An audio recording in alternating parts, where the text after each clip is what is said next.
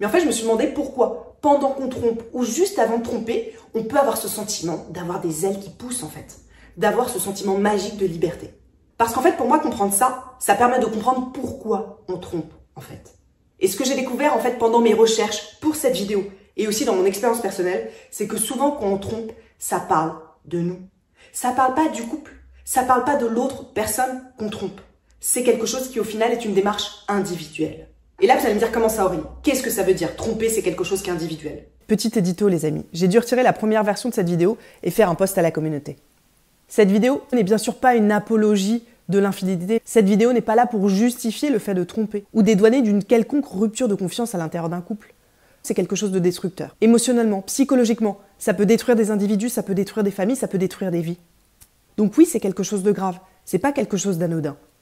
Et le but de cette vidéo, c'est même l'inverse. C'est de trouver des solutions ensemble.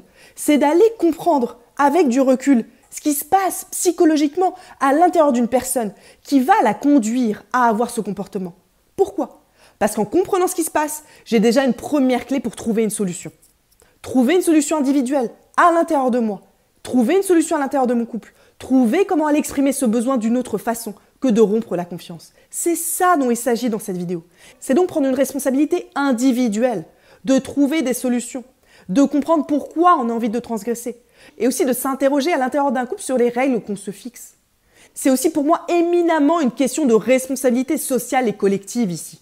En rendant ce sujet si tabou, en rendant la si tabou, les couples n'en parlent plus. Les règles qui sont dépassées sont souvent tacites, même pas explicitées. Et c'est ça que je vous explique à la fin de cette vidéo, avec ces notions de choix, de typologie de relations. Pour trouver en fait des solutions tous ensemble, pour être dans des relations authentiques, bienveillantes les uns avec les autres, parce que c'est ça que j'essaie de vous aider à faire sur la chaîne. Voilà, j'espère que c'est plus clair. En fait, là, comme souvent, je vais vous proposer de changer de point de vue. De voir l'infidélité pas comme le fait de tromper son partenaire, de trahir l'autre personne du couple, qui est pourtant la grosse facette de l'infidélité dont on parle tout le temps, mais de vous dire que tromper son partenaire, c'est avant tout, très souvent, une quête personnelle, une quête d'épanouissement et une quête d'identité. Ça change de voir ça sous cet angle-là. Ça veut dire que quelque part, je te trompe, mais cela n'a rien à voir avec toi. Ça a tout à voir avec moi. Et là, temporairement, je m'affranchis de tout jugement de valeur. Je ne suis pas du tout en train de dire que tromper, c'est quelque chose qui est légitime ou pas.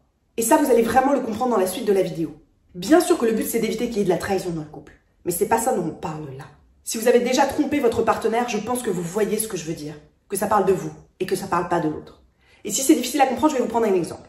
Imaginons que vous êtes français. Moi, je suis française. J'adore la France. J'adore mon pays. J'adore vivre en France. Je peux aller dans les montagnes, je peux aller à la mer, je peux visiter des super villes ici. Et j'adore vivre en France et j'adore partir en vacances en France. Mais parfois, j'ai envie de voyage. J'ai envie de partir à l'étranger. Un pays qui est différent de celui où je vis. Et est-ce que ça veut dire que j'aime pas la France parce que je pars en voyage en dehors de la France? Pas forcément. Peut-être que j'ai juste envie de partir en voyage. Eh bien, la tromperie, ça peut être ça.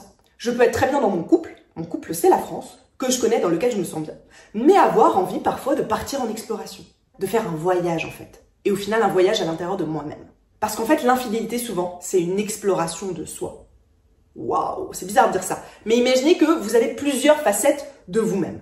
Ça, je pense que vous pouvez le comprendre. Vous n'êtes pas vous-même avec vos parents, avec votre mère, vous n'êtes pas vous-même quand vous faites du sport, quand vous faites l'amour, quand vous êtes avec vos enfants. En fait, on a plein de facettes de nous-mêmes. Et au-delà des facettes de nous-mêmes qu'on a aujourd'hui, on a des facettes de nous-mêmes qu'on aimerait devenir, donc dans le futur, vers lesquelles on aimerait tendre.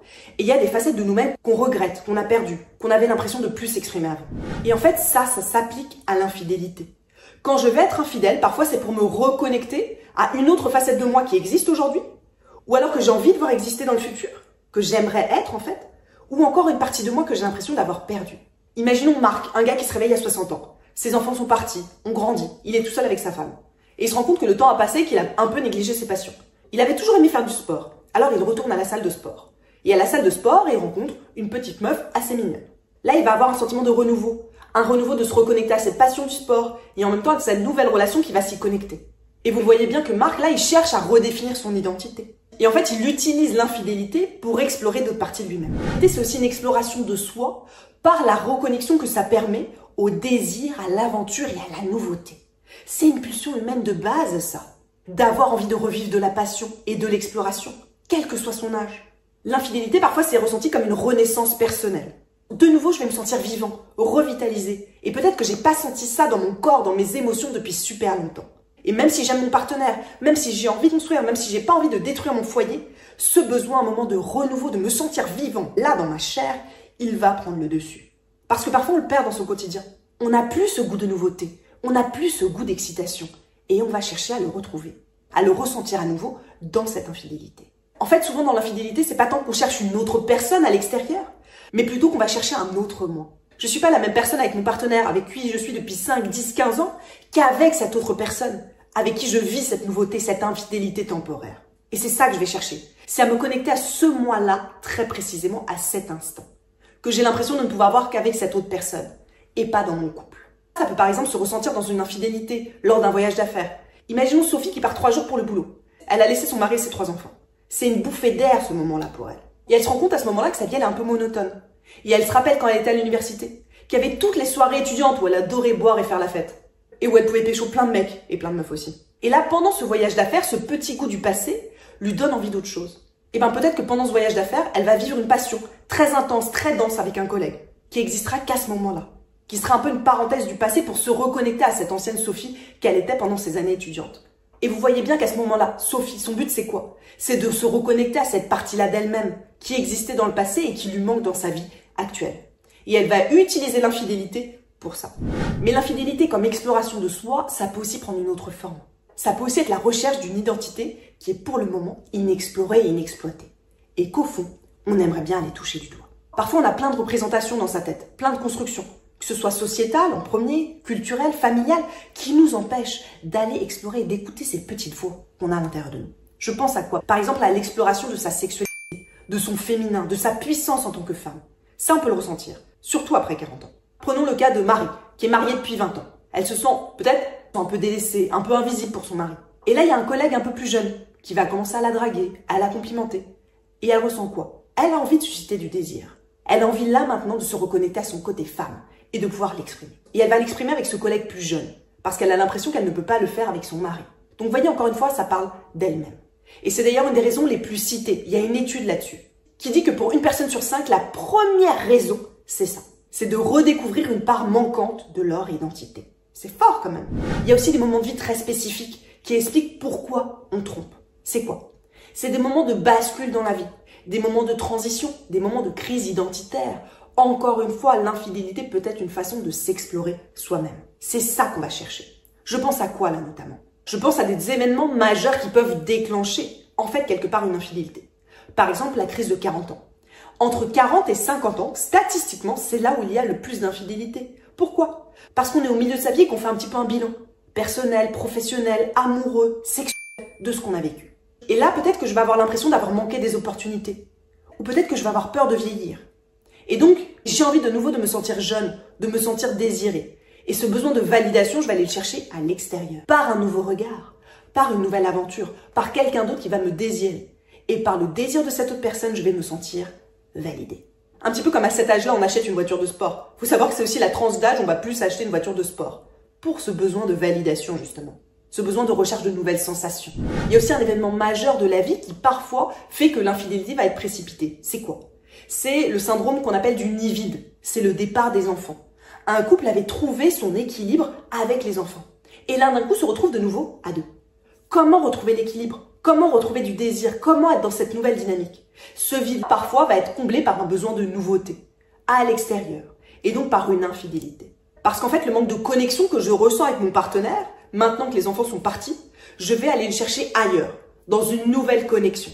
L'autre moment qui est très propice aux infidélités, c'est la perte ou le changement d'emploi. Au moment où peut-être que je perds mon emploi, eh bien mon estime de moi va être impactée. Je vais avoir moins confiance en moi. Je vais peut-être même me sentir remise en cause dans mon identité personnelle, à cause de ça. Et ce besoin-là que je vais ressentir à ce moment-là, de me prouver que j'ai de la valeur, de ne plus me sentir inutile, d'avoir peut-être même l'impression que je perds un certain statut, je vais aller le chercher ailleurs. Et vous voyez encore à quel point ça n'a rien à voir avec mon conjoint, avec mon couple. Là, je parle de moi. Et en fait, même chez certaines personnes, le besoin de tromper qui est ressenti à ce moment-là correspond à un besoin de contrôle, de reprendre en fait la main sur quelque chose. Peut-être que j'ai été virée et que j'ai pas contrôlé tout ça. Mais là, je vais contrôler cette relation. Donc, je retrouve à la fois un sentiment de contrôle et un sentiment de valorisation.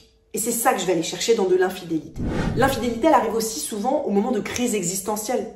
Je remets en cause mon identité profonde. Et donc peut-être que je vais aller chercher un nouveau sens à ma vie par ce biais-là, en allant encore une fois explorer de nouvelles facettes de moi. Donc vous voyez encore une fois à quel point parfois tromper, c'est à propos de moi et c'est pas à propos de mon partenaire du tout. D'ailleurs, un quart des infidélités ont lieu à des moments de transition majeure de la vie. Et il y a un autre paramètre qui a un rôle très important dans l'infidélité. Dans l'infidélité qui parle de soi. C'est quoi? C'est l'estime que j'ai de moi-même. C'est ultra important là. Peut-être que j'ai un fort besoin d'être valorisé, de me sentir désiré. Et en fait, recevoir une nouvelle validation externe va booster mon estime de moi. Parce qu'en fait, la validation de mon partenaire, je l'ai déjà. Donc, je vais aller en chercher une supplémentaire. Parce que je manque d'estime de moi. Et que je n'arrive pas moi-même à me la procurer. Donc, je la cherche à l'extérieur. Je l'ai déjà dans mon couple, donc à l'extérieur. Et je cherche encore une autre source extérieure en plus. Puisque je ne l'ai pas à l'intérieur. Et ça, vous vous en doutez, ça va être exacerbé dans le cas où je ne me sens pas valorisée par mon partenaire. Où j'ai l'impression d'être invisible. Que l'autre personne ne reconnaît pas mes avantages, mes talents. Peut-être qu'il n'y a plus d'affection dans mon couple. On se dit plus de compliments. Eh bien ça, si je n'ai pas une forte estime de moi, ça va m'impacter. Et peut-être que j'irai le chercher ailleurs. Et l'estime de soi, elle va aussi se ressentir au niveau des insécurités personnelles. Énormément. Peut-être que j'ai beaucoup de doutes à l'intérieur de moi. Des doutes sur moi-même, des doutes sur mon couple, des doutes sur ma vie, des doutes sur qui je suis. Et là, peut-être que je vais avoir des comportements à risque. Je vais aller chercher de l'infidélité pour essayer de combler ce vide à l'intérieur de moi que je ressens. Cette insécurité et ces doutes auxquels je ne veux pas penser. Eh bien, je vais les tromper pour les oublier. En fait, je vais chercher un moyen de contrôler cette dévalorisation que j'ai à l'intérieur de moi. Et ce qui peut être un peu dangereux dans cette configuration-là d'insécurité personnelle, c'est qu'on peut très vite être dans un cycle vicieux qui va empirer les choses. L'infidélité ne m'apportera qu'un soulagement temporaire, parce que le problème, il est à l'intérieur de moi. Et donc, je vais aller chercher de nouveau, par une nouvelle personne, à combler ce vide que j'ai à l'intérieur de moi. Et ça va même exacerber à l'intérieur de moi les insécurités que j'ai, parce que je ne suis pas allée les travailler à la racine. D'ailleurs, il y a eu une étude de psychologie sur le sujet qui a montré que les gens qui ont une faible estime d'eux sont 50% plus susceptibles d'aller tromper leur partenaire que les autres. Ok, je pense que là, vous avez compris mon idée de base sur pourquoi on trompe. Que ça parle avant tout de moi et pas forcément de ma relation et de mon partenaire. Mais il y a un autre paramètre là qui me semble ultra important de comprendre et surtout d'accepter. C'est quoi? C'est qu'en couple monogame exclusif, on va avoir deux besoins fondamentaux qui vont rentrer en conflit. De quels besoins je parle là? Eh bien, en tant qu'être humain, j'aspire spontanément à des besoins qui peuvent être contradictoires. Et là, ce qui va jouer, c'est quoi? Je vais avoir un besoin de stabilité, de sécurité, d'amour profond. Et en même temps, un besoin d'exploration, de nouveauté, de conquête. Sécurité, aventure. Et ça, c'est au cœur des défis que rencontrent les couples monogames. Comment trouver un équilibre entre ces deux paramètres qui semblent a priori opposés à la même personne? Et là, très souvent, ce dilemme, il peut conduire à tromper. Ce dilemme entre sécurité, stabilité et découverte, exploration et nouveauté. Parce que d'un côté, tous les êtres humains ont un besoin de stabilité, de sécurité, de créer un lien profond avec une personne spécifique, d'avoir quelqu'un sur qui compter, d'avoir un foyer, d'avoir un sentiment d'appartenance qui me donne de la sécurité émotionnelle. Il faut savoir que ce climat-là, c'est un climat qui est aussi propice à la croissance et au développement personnel. Parce que justement, je suis dans un cocon aussi qui me donne de la stabilité et qui me donne l'opportunité de travailler sur moi et d'aller grandir. Donc c'est quelque chose qui est très positif. Et l'amour et l'engagement qui peuvent exister aussi dans ces cas-là. C'est un besoin fondamental et très légitime pour beaucoup de personnes. Cette construction de vie commune et d'amour profond. Mais d'un autre côté, presque toutes les personnes sur Terre ont quoi? Un besoin d'aventure, de nouveauté, d'exploration, de passion. J'ai envie de ressentir des émotions fortes. J'ai envie de me sentir vivant, j'ai envie de me sentir vibrer, j'ai envie d'avoir des papillons dans le ventre, j'ai envie d'avoir peur. J'ai envie de ressentir de la passion comme au tout début. Et en fait, c'est aussi un besoin de croissance et de développement personnel que j'ai à l'intérieur de la sécurité, mais que là, j'ai différemment, en allant explorer de nouvelles facettes de moi, en allant explorer de nouveaux horizons. En fait, je vais aller explorer des aspects inconnus de moi-même. Ce besoin de passion, d'exploration, de nouveauté, il va aussi répondre à quoi? À mon besoin d'indépendance, de liberté. Je ne suis pas qu'une personne en couple. Je suis aussi un individu libre. J'ai aussi envie de suivre mes propres aspirations, ma liberté. Parce que ça va contribuer très fortement à mon sentiment d'épanouissement personnel en tant qu'individu. Est-ce que je suis épanoui? Et ça, en fait, ça vient vraiment du fait qu'on l'attend de la même personne. Alors que ces deux éléments-là, ils appartiennent à des sphères qui sont séparées et qui sont même en contradiction. Et cette dualité-là, ces deux besoins, c'est aussi cette tension qu'on va ressentir à l'intérieur de soi quand on a envie de tromper. J'ai envie de rester fidèle. J'ai envie de rester avec cette personne que j'aime, cette personne avec qui je construis, avec qui j'ai choisi d'être en couple. Mais d'un autre côté, j'ai très envie d'aller vers mon nouveau désir. d'aller vers cette nouvelle exploration. Et je sens un tiraillement à l'intérieur de moi entre ces deux besoins-là. Et les deux sont légitimes et les deux ont le droit d'exister. Comment je trouve un équilibre? C'est ça qui peut être très difficile à faire. Et souvent, je ne vais pas choisir, je vais succomber. Le fait de succomber, c'est quoi? C'est qu'au final, il y a une des deux forces qui va prendre le dessus. Ce n'est pas un choix conscient, c'est un choix inconscient. Une des forces devient tellement violente que je bascule. Je trompe. J'ai pas vraiment décidé que je trompe, mais je bascule. Je ne peux plus résister, je ne peux plus tenir. Maintenant que vous avez compris ça, j'ai envie de vous partager autre chose. Une nouvelle idée, qui sera probablement en conflit avec le modèle que nous présente la société actuelle, c'est quoi? La question que je veux poser, c'est pourquoi est-ce que on fait ça? Pourquoi est-ce que on s'inflige ça? Pourquoi s'inflige-t-on de devoir vivre cette tension entre deux forces opposées, qui sont toutes les deux légitimes et ont le droit d'exister? Ça explique pourquoi près d'une personne sur trois est infidèle. Pourquoi devrait-on lutter? Pourquoi devrait-on choisir entre ce besoin d'amour, de construction, de sécurité et ce besoin de liberté, d'exploration, de nouveauté, de passion? On va reprendre mon exemple du voyage là. Pourquoi je ne pourrais pas profondément aimer mon pays, la France, être très heureuse d'y habiter, de partir aussi en voyage en France, en exploration en France, mais de temps en temps d'aller visiter d'autres pays, de répondre à mon besoin naturel de nouveaux horizons, de nouvelles explorations?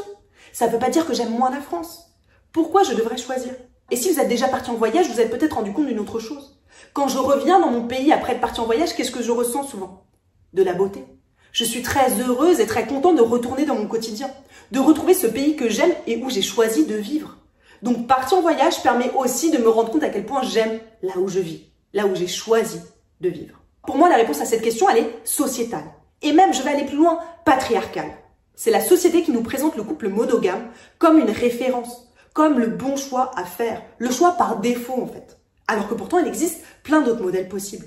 Et là, moi, ce que j'ai envie de faire en tant que société, c'est qu'on interroge ça, qu'on ait le droit de choisir, qu'on interroge ce choix que d'autres ont fait pour nous. On va reprendre encore une fois mon exemple de la France. Imaginez qu'on vous attribue un lieu de résidence. Toi, tu vas habiter en Bretagne. Toi, tu vas habiter en Île-de-France. Toi, tu vas habiter à Nice. Mais peut-être que moi, j'ai pas envie d'habiter en Bretagne, en Île-de-France ou à Nice. Quelqu'un d'autre aurait fait ce choix pour moi. Eh bien là, c'est exactement la même chose. C'est comme si quelqu'un avait décidé à notre place l'endroit où on allait devoir vivre. Peut-être que je suis très contente qu'on m'attribue et que je dois vivre en Bretagne. Et je serais très contente avec ce choix qu'on a fait pour moi. Mais peut-être pas. Et dans ce cas-là, qu'est-ce qui va se passer? Des tiraillements, du déchirement. Et je ne saurais même pas que j'ai le choix de choisir autrement. Et c'est ça que j'aimerais qu'on remette en cause ici. Le problème, ce n'est pas du tout la monogamie. La monogamie est un choix magnifique quand il a été décidé en conscience par les deux personnes. Le problème, c'est que ce soit souvent le choix imposé. Un choix monogame, en fait, comme s'il n'en existait qu'un. Et c'est ça qui pose problème. De ne pas avoir un panel de choix. Si deux personnes choisissent ensemble d'être en couple monogame, c'est merveilleux, c'est parfait. Mais elles ont le droit de choisir autrement. Et la société devrait nous présenter ces choix. Aussi bien qu'on a le droit de vivre où on veut, on a le droit d'avoir le couple avec le modèle qu'on veut. Faire un autre choix que la monogamie, ce n'est pas quelque chose de mal, de négatif en fait. C'est juste choisir de vivre dans une autre région. Le droit de choisir son couple pour moi, c'est comme le droit de voter. Et pour le moment, soyons clairs, on n'y est pas vraiment. En théorie, j'ai le droit de le faire. Mais dans la pratique, il y a plein de choses qui s'y opposent. De représentation et de pression sociétale. Et pour moi, la plupart des ouvrages et des travaux autour de l'infidélité, ils passent à côté de ça. À côté de cette première question qui est bien en amont. Pourquoi, en fait? Ok, pourquoi devoir choisir? Alors oui. Et si en fait le vrai problème, c'était d'avoir perdu notre capacité à choisir? Parce que si mon couple choisit de ne pas avoir d'exclusivité physique, et que je vais explorer ailleurs, c'est physiquement, je ne trompe personne. Je ne romps pas mon contrat de confiance avec mon partenaire. Puisque tout le monde est au courant. J'ai le droit d'explorer ma sécurité, ma stabilité avec mon partenaire, et en même temps mon besoin de nouveauté, de passion, d'exploration, de voyage. Il n'y a pas de rupture du contrat de confiance. Il n'y a pas de tromperie. Merci beaucoup tout le monde!